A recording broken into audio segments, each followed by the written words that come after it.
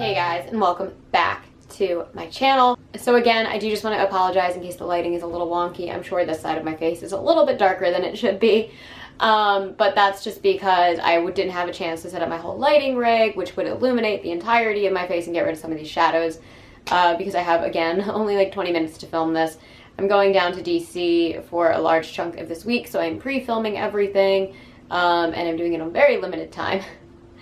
Anyhows, I also want to apologize for that little like white triangle like blur that was at the bottom of my video last time. I think that might have been something blocking my camera, but I'm not 100% sure what it was. But hopefully this video doesn't have it. But I didn't want to scrap that whole video just because of that, so sorry. And one more thing before I get into this. I just saw that new film Barbarian with Bill Skarsgård and Georgina, I think her name was Georgiana Campbell. Justin Long's in it as well. And it was absolutely amazing. That was by Zach Cregger's. I knew nothing about it, really, except for what I had seen in the trailers before seeing The Black Phone, which I thought was great. And I went into it pretty much blind, and let me just tell you, that movie was amazing. Like, it was one of the best horror movies I've seen this year. The trailer gives absolutely nothing away. It just takes you on this crazy, insane, bizarre, somewhat funny, wild ride, and it was dark and creepy and had jump scares and was anxiety inducing and just absolutely fabulous. Bill Skarsgård is such an incredible actor. I love him. I love pretty much anything Justin Long is in, and they are not really even promoting that he is in it. But I saw that on Reddit. It was getting really good reviews and had like a 92% on Rotten Tomatoes. And then I clicked on the Rotten Tomatoes thing, saw that Justin Long was on it, bought tickets, and was blown away. So if you have not seen Barbarian yet, totally worth checking out. But I spend a lot of time on Reddit. I spend a lot of time on Harlot, which are two subreddits on Reddit. And one of the things that I see all the time talked about, apart from Barbarian being so good, is like beginner horror.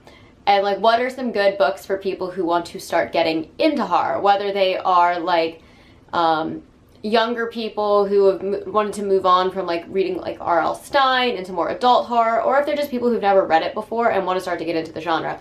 So I was like, what books do I love that if I had read when I was first getting into horror would have really just convinced me to just read everything and anything that there is? And so I picked some good ones up that I thought were really, really good for beginner horror in different genres and different styles by different authors. Some that are very well beloved in the genre and some that are more indie and new to the genre, but I thought had a lot of great ideas that I think would really hook somebody looking to get into this type of reading pretty quickly. So first up, this one was actually the hardest one for me to choose. I wanted to do a Stephen King book, because I do think that Stephen King is the king of horror and that we should absolutely encourage reading him. And originally I was going to say Carrie, because Carrie was the first book from King that I ever read, but I don't really love Carrie. I don't think Carrie is indicative of King's true writing style, primarily because it's one of his earlier works, which also means it's one of his shorter works, which makes it a little bit more digestible and feasible for somebody new to the genre or new to reading horror to, you know, tackle. So I was going to do that, and then I was like, you know what, maybe The Shining. But I feel like The Shining is definitely on, it's longer, but it definitely has a lot of like more disturbing and traumatic scenes that might not always grasp a newer reader. There's a lot in that story to unpack. There's a lot of trigger warnings in that story. And even though I love it and I think it's amazing, I also feel that a lot of people who may have seen the film are going to think it's going to just be exactly like the film, and obviously it's nothing like the film. So I was going to go back to Carrie. But then, as I was going through my Stephen King bookshelf, I saw this.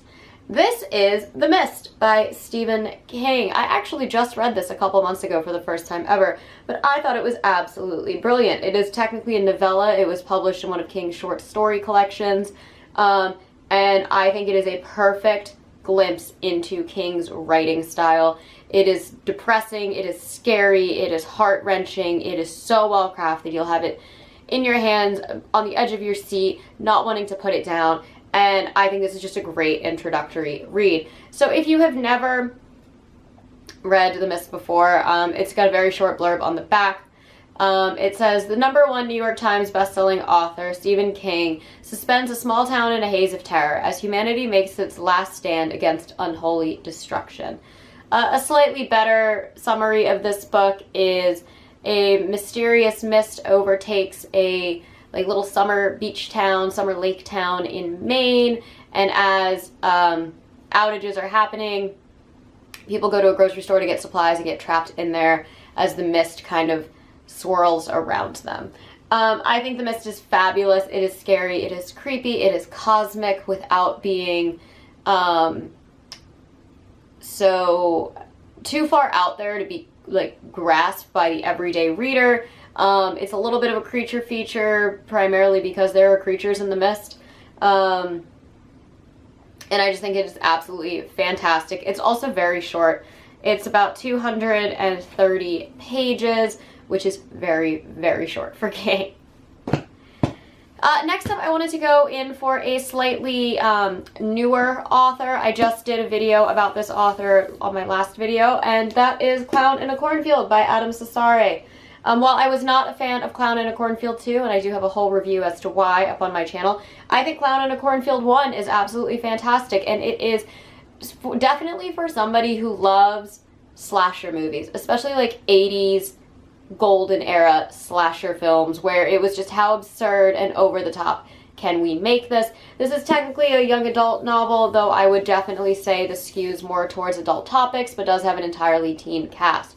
So for somebody who is also jumping from younger, a young adult background to more adult horror, I do think that Clown in a Cornfield would work very well for you as well. But yes, I love this. I love the tagline, "The kids are not all right." I love the artwork, and I just love how fun and whimsical and campy this novel is. I will read the inside flap for you. When Quinn and her father moved to a tiny town with a weird clown for a mascot, they're looking for a fresh start. But ever since the town's only factory shut down, Kettle Springs has been cracked in half. Most of the town believes that the kids are to blame. After all, the juniors and seniors at Kettle Springs High are the ones who threw the party where Arthur Hill's daughter died. They're the ones who set the abandoned factory on fire and who spent all their time posting pranks on YouTube. They have no respect and no idea what it means to work hard. For the kids, it's the other way around. And now Kettle Springs is caught in a constant battle between old and new, tradition and progress. It's a fight that looks like it will destroy the town, until one homicidal clown with a pork pie hat and a red nose decides to end it for good. Because if your opponents all die, you win the debate by default. Again, very, very campy, fun, gory, B-level horror movie vibes with this one. This is such a true to form slasher. I feel like it's so hard to find those in novels. In horror novels nowadays. I know that Stephen Graham Jones kind of does it with My Heart is a Chainsaw, but for something that's such a pinnacle staple to horror film, it's so difficult to find it in horror literature, and I think Clown in a Cornfield is just everything that you need. It is your Friday the 13th, Nightmare on Elm Street, Scream, good old-fashioned, fun, ridiculous, over-the-top slasher novel, and I highly recommend it. Okay, so this one I think is a little bit of a stretch for beginner horror, but I think it's really interesting too if you are somebody who is just interested in the kind of cliches and tropes of horror literature. So this is Kill Creek by Scott Thomas. I will read the inside flap for you real quick, and then I'm going to dissect a couple things. At the end of a dark prairie road, nearly forgotten in the Kansas countryside, is the Finch house. For years it has remained empty, overgrown, abandoned. Soon the door will be opened for the first time in decades, but something is waiting, lurking in the shadows, anxious to meet its new guests. When best-selling horror author Sam McGarver is invited to spend Halloween night in one of the world's most infamous haunted houses, he reluctantly agrees. At least he won't be alone. Joining him are 3 other masters of the macabre, writers who have helped shape modern horror. But what begins as a simple publicity stunt will become a fight for survival. The entity they have awakened will follow them, torment them, threatening to make them a part of the bloody legacy of Kill Creek. This is a very meta haunted house story set in modern times, so there is this element of social media and coverage documented to the outside world, which I think is really interesting. But for beginner horror, I think what makes this book so compelling is the main characters are all based off of and pretty much caricatures of the traditional type of horror authors that we have today in the genre. There is definitely kind of the spoof on R.L. Stine. There's the spoof of Stephen King. I believe people think that Poppy Zebright is one of the characters that is kind of being spoofed in this novel. I'm not 100% sure, but definitely, and I know Poppy has changed their pronouns since, but did start off as a strong female voice in extreme horror. And that is definitely one of the characters that is emphasized here. The kind of splatterhouse, grindhouse, more extreme side of horror. And then you have kind of like your everyday modern horror author, be it like a Joe Hill or Ronald Malfi, or even maybe a Scott Thomas as the fourth character. And I do want to point out that Poppy Zebright does go by Billy Martin now. He has fully embraced that name and that identity, and we love and respect that on this channel. And please feel free to correct me if I made any mistakes there. Anyhow, I think this is a really fun read. I think it's pretty quick and fast. I think it's pretty quick and fast paced, and it's really fun. It is a little spooky. It is also a little kind of ridiculous at times, but it is at the core root of it a very good meta take on not only like horror as a literary genre, but like the cliches and tropes of the haunted house story as well. So I really, really loved Kill Creek. Okay, next up, I feel like beginner horror, you gotta go with Riley Sager. This is Home Before Dark. This is my favorite novel by Riley Sager. I absolutely adored this one. I read it so quickly, and it's the one that sticks with me the most. But I love Riley Sager because he is so good at writing these weird, bizarre twists that kind of come out of nowhere that just take you on this kind of absurdist journey through a lens of, like, again, horror tropes that he then flips on their head to not be anything like you would expect them to be. So I'm going to read the inside flap. Maggie Holt doesn't believe in these things, even though they are the details of the story that made her family famous. 25 years ago, she and her parents, Ewan and Jess, moved into Bainbury Hall, a rambling Victorian estate in the Vermont woods. They spent 20 days there before fleeing in the dead of night, an ordeal Ewan later recounted in a horror memoir, House of Horrors. His tale of ghostly happenings and encounters with malevolent spirits became a worldwide phenomenon, rivaling the Amityville Horror in popularity and skepticism. Maggie has lived her life in the shadow of her father's book, so when she inherits Bainbury Hall after his death, she returns to renovate the house to prepare it for sale. However, her homecoming is anything but warm. People from the past, chronicled in House of Horrors, lurk in the shadows, and locals aren't thrilled their small town has been made infamous thanks to Maggie's father. Even more unnerving is Bainbury Hall itself, a place filled with relics from another era that hint at the history of dark deeds. As Maggie experiences strange occurrences straight out of Ewan's book, she starts to wonder if what he wrote was more fact than fiction. Alternating between Maggie's uneasy homecoming and chapters from her father's book, Home Before Dark, is the story of a house with long-buried secrets and a woman's quest to uncover them, even if the truth is far more terrifying than anything haunting. That one's so much fun. Riley Sager is definitely one of those authors who is absolutely not for everybody, but I do think that for the people who are down for the kind of out of left field twist endings that just keep you guessing constantly, he does have a market, and I think it's a really, really fun take on the haunted house again, primarily because it is focusing on somebody who is renovating it, trying to sell it, and just doesn't want anything to do with it. And I just think Home Before Dark is so much fun. And I know that I have a lot of authors on here who are newer. I just feel like when you read kind of older horror as a beginner, it starts to become a little more difficult to really get into the genre. Like, I think everybody should read Red Dragon and Silence of the Lambs, but I do think that for somebody new to the genre, it could be a little difficult, especially because I believe that you should start with Red Dragon first. I also find it to be a superior book, but it is much darker and much more depraved, I would say, than Silence of the Lambs, so I can see why that would put somebody off.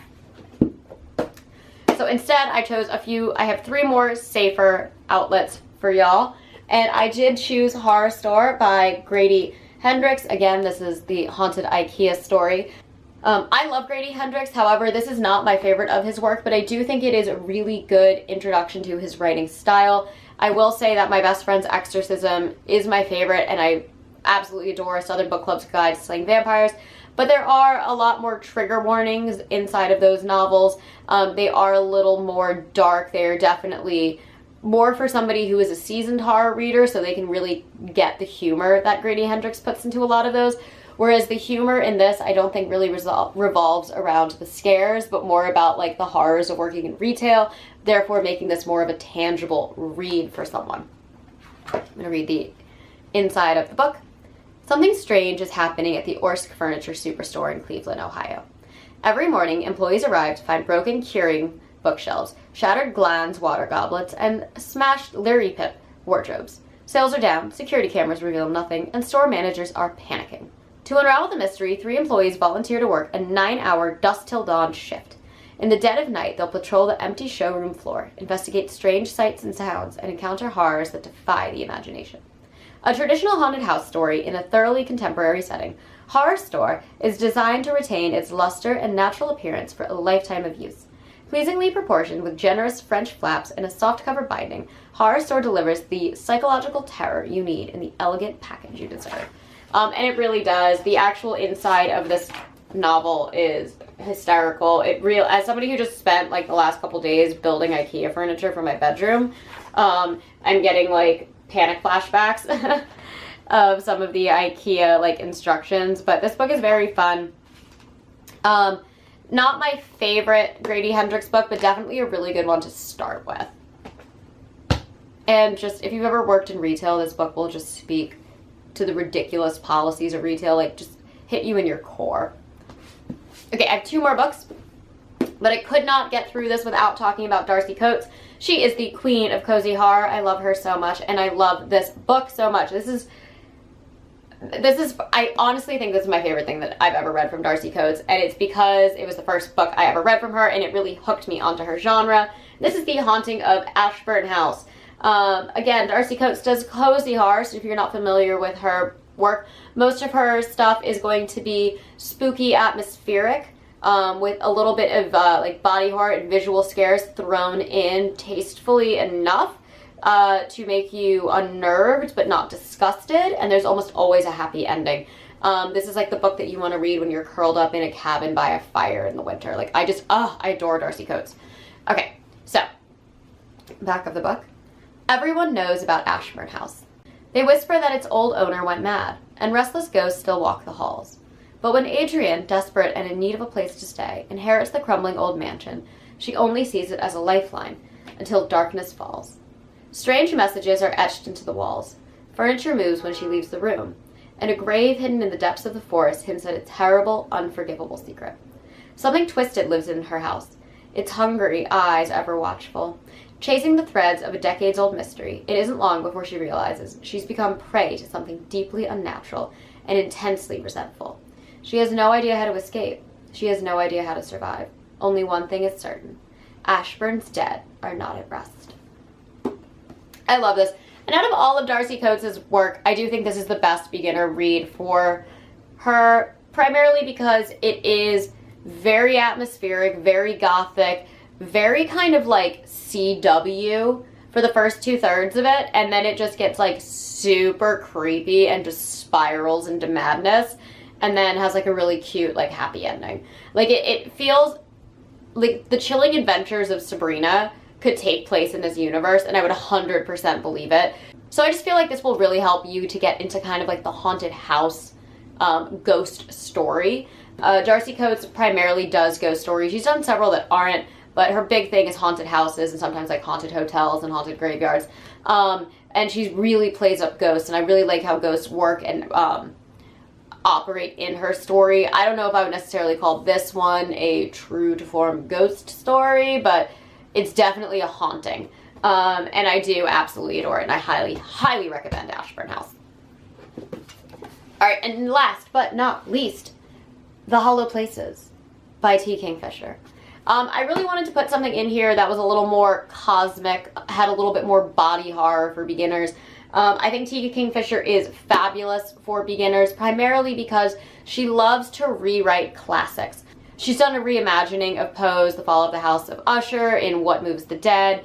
The Twisted Ones was a reimagining of The White People by Arthur Machen, I think it's Machen. And then The Hollow Places is kind of her spin on The Willows by Algernon Blackwood, which is an absolutely amazing story. But I really like this because I love how modern and contemporary it feels.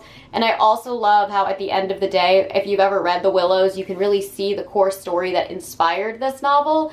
But this novel just kind of goes completely off the rails into this crazy, crazy cosmic kingdom of bizarre absurdities. It's got body horror that is gross and creepy and disturbing and unnerving, but still very palatable for somebody who is new to that kind of imagery. And I really like the use of taxidermy. I really like just the use of different worlds and how you get from our world to another dimension kind of thing. I just think this wraps everything up that you want in like a strong cosmic horror story if it is your first experience reading cosmic horror. Because cosmic horror does tend to have kind of this existential air about it that sometimes makes it more difficult to really get involved into. I know I struggle a lot with cosmic horror, and then I know that there are people who are like diehard Lovecraft fans who have read every single thing that Lovecraft has written and every single thing that Lovecraftian ideas and the Cthulhu mythos has inspired. Again, that's very difficult for me, but hey, you start somewhere, and this is definitely something that clicked for me, and I will read the back. Newly divorced and living back at home in rural North Carolina, Kara is helping out her ailing eccentric uncle, Earl, at his house, which doubles as a tourist hotspot, the Glory to God Museum of Natural Wonders, Curiosities, and Taxidermy. While Kara is closing up one night, she discovers a mysterious hole in the drywall along one of the museum's overstuffed hallways of oddities, an opening that impossibly leads Kara and her new friend Simon to a sprawling area that simply can't be part of North Carolina's plane of existence. As they explore the apparently limitless depths of this bizarre and frightening new world, a hub containing portals to alternate realities, and bear witness to its cryptic warnings, they can hear you thinking and pray they are hungry. Kara and Simon soon realize there is far more danger here than first anticipated, for they have stumbled upon a place of unyielding madness and terror, haunted by abysmal creatures that gather strength from one's innate fear of them. So yeah, this is a great one. This is probably the weirdest one that I have on my list. Honestly, if you really want to get into cosmic horror, maybe start with The Mist and then read The Hollow Places. But I really adored this book. It was the first thing I read from T. Kingfisher, and it really gripped me. Unfortunately, I don't think anything else that I've read from her has stood up to the greatness that I felt reading The Hollow Places. In fact, The Hollow Places might have been the first book review I ever did on this channel. I have to check that out, but I think it might be. But anyways, that is my recommendation for introductions to like mild body horror and cosmic horror. And again, these books might not work for everybody. You guys might watch this and think that I went a little too safe. But these are just things that I feel like if I had read them when I first started getting into horror, I would absolutely have loved and devoured them and wanted to read more and be exposed to more. I had so much fun reading all of these books. And they just kept me, again, on the edge of my seat, and I wanted to know more. So yes, those are my 7 books that I highly recommend for beginners who want to get into reading the horror genre. And as always, I post every Monday and Thursday, sometimes on Saturdays. And if you enjoy these videos, please hit the like and subscribe buttons down below, and I will catch you all in the next one. Wow.